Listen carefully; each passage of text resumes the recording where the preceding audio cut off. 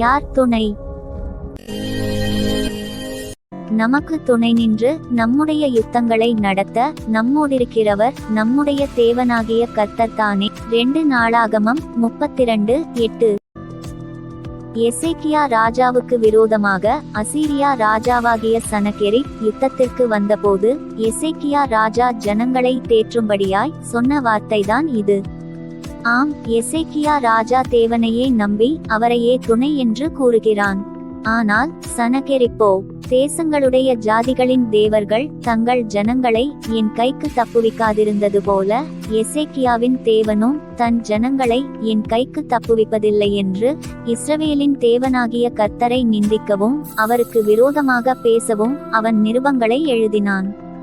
ஆனால் எசேக்கியா தேவனே என் துணை என்று தேவனை நம்பினபடியால் என்ன நடந்தது?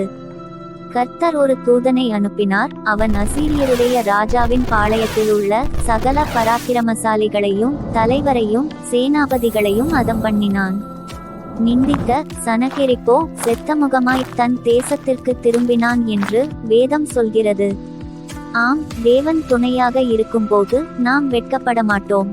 நான் உனக்கு துணையாய் இருக்கிறேன் என்று தேவன் சொன்ன வாக்குத்தத்த வசனங்களையும் தேவன் நமக்கு துணையாய் இருக்கிறார் என்பது பற்றிய வேறு சில அற்புதமான வசனங்களை பார்க்கலாம். உன் தேவனாயிருக்கிற கர்த்தராகிய நான் உன் வலதுகையை பிடித்து பயப்படாதே, நான் உனக்கு துணை நிற்கிறேன் என்று சொல்லுகிறேன். ஏசாயா 41:13. யாக்கோபு என்னும் பூச்சியே, இஸ்ரவேலின் சிறுகூட்டமே, பயப்படாதே, நான் உனக்கு துணை நிற்கிறேன் என்று கர்த்தரும் இஸ்ரவேலின் பரிசுத்தருமாகிய உன் மீட்பர் உரைக்கிறார். ஏசாயா 41:14. உன்னை உண்டாக்கினவரும் தாயின் கற்பத்தில் உன்னை உருவாக்கினவரும் உனக்கு துணை செய்கிறவருமாகிய கர்த்தர் சொல்லுகிறதாவது, என் தாசனாகிய யாக்கோபே, நான் தெரிந்து கொண்ட யேசூரனே, பயப்படாதே. ஏசாயா 44:2.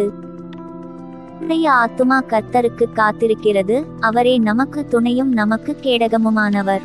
சங்கீதம் 33:20. தேவரீர் என் துணையும் என்னை விடுவிக்கிறவருமாயிருக்கிறீர். சங்கீதம் 40:17. தேவன் நமக்கு அடைக்கலமும் பெலனும் ஆபத்து காலத்தில் அனுகூலமான துணையுமானவர். சங்கீதம் 46:1. இஸ்ரவேலே, கர்த்தரை நம்பு, அவரே அவர்களுக்கு துணையும் அவர்களுக்கு கேடகமுமாயிருக்கிறார். சங்கீதம் 115:9. ஆரோன் குடும்பத்தாரே, கர்த்தரை நம்புங்கள், அவரே அவர்களுக்கு துணையும் அவர்களுக்கு கேடகமுமாயிருக்கிறார்.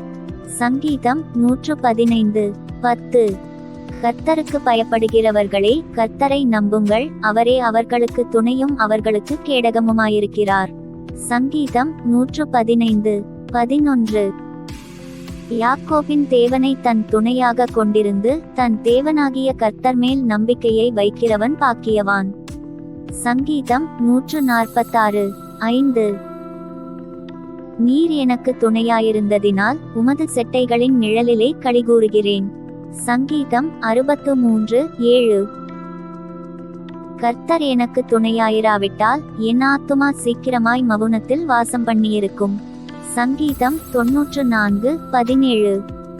கர்த்தரோ எனக்கு துணையாக நின்று என்னாலே பிரசங்கம் நிறைவேறுகிறதற்காகவும் புறஜாதியார் எல்லாரும் கேட்கிறதற்காகவும் என்னை பலப்படுத்தினார்.